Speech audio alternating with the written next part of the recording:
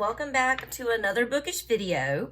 My face still is not completely healed from the sunburn, but you know what? I'm just going to go with it because life goes on and it's healed as much as it's going to for the next week or so. I don't know if you can tell, but my nose is like absolutely atrocious. I really messed my skin up. Again, PSA, wear sunscreen, folks. Today's video, we're continuing the Halloween book trope series. Today's trope that we're going to give recommendations for is slashers, like Friday the 13th, you know, Freddy, Jason, Michael, all those fun dudes. We're going to be talking about slasher books, and I have 10 recommendations for that trope. So let's just get into it. Oh, my poor skin. Skin is moisturized. Okay. Do I have something in my eye? No. Okay. So the first recommendation is going to be I Was a Teenage Slasher by Stephen Graham Jones. And I want to say this is his very newest release. It came out, I want to say this year actually, but it is about a high school boy who all of a sudden gets infected, I guess you could say, and becomes a slasher. And he's going through the 1980s and 1990s slasher movie tropes where there's a final girl and she always is going to defeat him, and he pops up unexpectedly and you can't get away from him, and etc., etc. And his best friend is trying to help him save this final girl so he can stop being a slasher. Well, come to find out, the final girl ends up not being who they think it is. Instead of him continuing on his murder spree, he moves away and goes underground and goes into hiding so nobody can find him and so he can't hurt anybody else. The next recommendation is Midnight on Beacon Street by Emily Ruth Verona. And this, the way it was written was really interesting. It's about a babysitter taking care of two kids and something happens, but the book starts at midnight with a dead body on the ground covered in blood. And then it goes back in time hour by hour, and you're trying to figure out who died, what happened, who did it. It's a really interesting way that Emily Ruth Verona wrote the book. I liked it. The next recommendation is going to be Clown Hunt by Judith Sonnet, and this is an extreme horror, so just go into it knowing that. It is extreme horror, lots of gore, lots of blood, torture. If you think you can't handle that, then don't read it. But if you think you can handle it, then it's a good book for this trope. In it, there is a group of people who are tired of the clowns committing crimes. Remember, like in 2016 when there was a rampant series of events where clowns were caught on camera and were doing crimes, and like it was a whole thing. It was really weird. Well, this book is about a group of people. They're tired of these clowns terrorizing the towns and the people, so they take justice into their own hands and they kidnap a bunch of people dressed as clowns, whether they're guilty or innocent. Like there's a birthday clown, there's like a Halloween costume. Like these people aren't guilty, but they kidnap them and then they release them into the woods so they can hunt them down and torture and kill them. So again, for a slasher book, like it's a great slasher book. If you don't think you can handle the gore and the extreme horror, then, you know, maybe pass on this. But again, for a slasher book, it is great. The next recommendation is going to be Tastes Like Candy by Ivy Thaler. I think I'm saying that right. But in this book, to me, it gave 1980s vibes. And I guess it's just because the amusement park thing. But the setting was really interesting. It's a group of incoming seniors break into an abandoned amusement park so they can do a scavenger hunt. And this is something that the kids in their school have been doing for years. As they're in this abandoned amusement park, somebody starts killing them off. And the way that the author uses the setting of the amusement park was so interesting. Like, it is extreme horror. There is gore and torture, so like go into it knowing that. But I loved this book for the setting.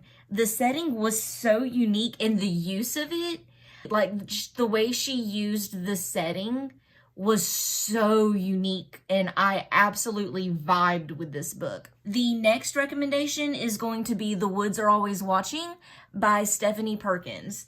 And if you've been on social media in the last year or so, you might have seen going around the question men are asking women, if you're lost in the woods, would you rather stumble across a bear or a man?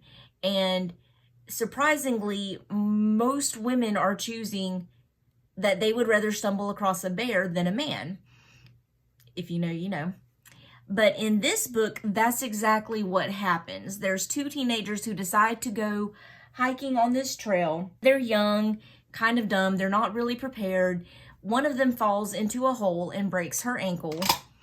And the other one decides that she needs to go back to the car so she can leave and get her help.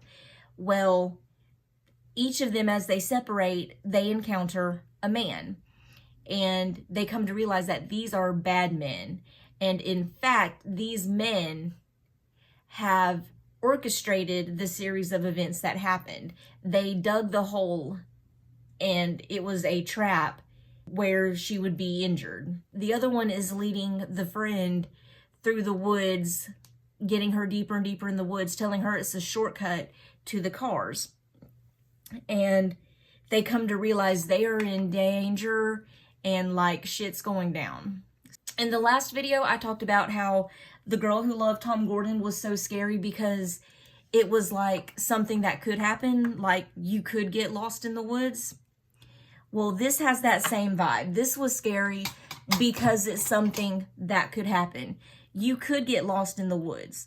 You could come across some evil men bent on their own evil intentions. So this book was horrifying in that true horror, this could actually happen way. The next recommendation is Do Not Disturb by Jonathan.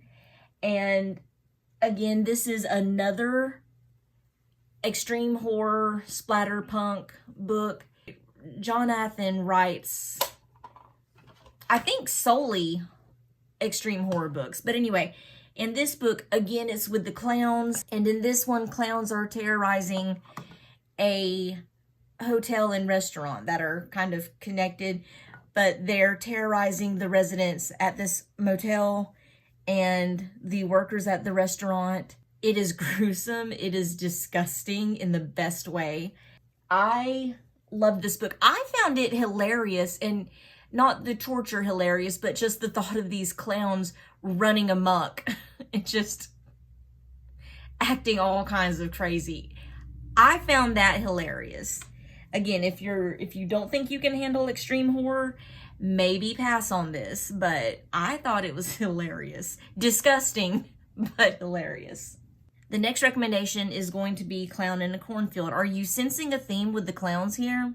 So Clown in a Cornfield by Adam Cesar is exactly what it sounds like. It's about clowns in a cornfield hunting a bunch of teenagers that are trying to have a party in this cornfield. And the plot twist in this book was particularly interesting to me. I legitimately did not see it coming at all. I did not expect that. If you know, you know. The last three recommendations, they're all similar in title, so bear with me. The first one is going to be Final Girls by Riley Sager. This one is about a group of teens who have a party in the woods, and there's a slasher who comes and there's one survival, the final girl. And she's saved by this cop named Coop. She learns that who they think committed the crime may not be the one who actually committed the crime. And it may be somebody closer to her than she thinks. The next recommendation is going to be The Last Final Girl, another Stephen Graham Jones book. These two recommendations of his were some of his best work to me. I also do like Night of the Mannequins. The Last Final Girl by Stephen Graham Jones. It's really an ode to the 90s horror movies, but the main character loves slasher flicks. She knows them all by heart. She knows the rules. If you know, you know. And all of a sudden, her little small town seems to become a horror movie in itself. And she's trying to survive by following the rules of the horror movie. And again, this really is an ode to the 90s, 80s, and 90s slasher flicks. It's just a lovely homage. The very last recommendation is going to be Final Girl Support Group by Grady Hendrix. Again, I love me some Grady Hendrix. I do tend to classify him as horror light. This book, to me, it really didn't have much of the lightness, not much of the humor, just because it was kind of sad in a way, and I'll explain. So in this book, there's a bunch of final girls who have survived their particular traumas, whatever they may be, and they become the final girls in their particular traumas, and they're all in support group with a psychiatrist who's trying to help them deal and move on with the trauma that they experienced. When suddenly the girls in the support group start dying, and they start dying in the ways that they became final girls, if that makes sense. They start dying in the ways that the killers from their traumatic event that made them final girls killed the people in this traumatic event. So it's almost like the killer is making them relive this traumatic experience that first made them final girls. For that reason, it is kind of sad to me just thinking of going through the trauma and then having to relive the trauma. That was kind of sad to me, but that might just be my reaction to it. I don't know. So those are my 10 slasher recommendations. Hey, let me finish the look and I'll be back. So here's the final look. I got my Carpe Librum earrings in. Love them. I think these are my favorite earrings. Anyway, those are my 10 recommendations for the best slasher books. If you have any other recommendations, leave them below. I'd love to see them. So thank you for watching, and I'll see you next time for the last in the Halloween book trope series. Can you guess what the last one's going to be? Leave your guesses below. So if you like this video, make sure to like, comment, and subscribe, and I'll see you next time. Bye!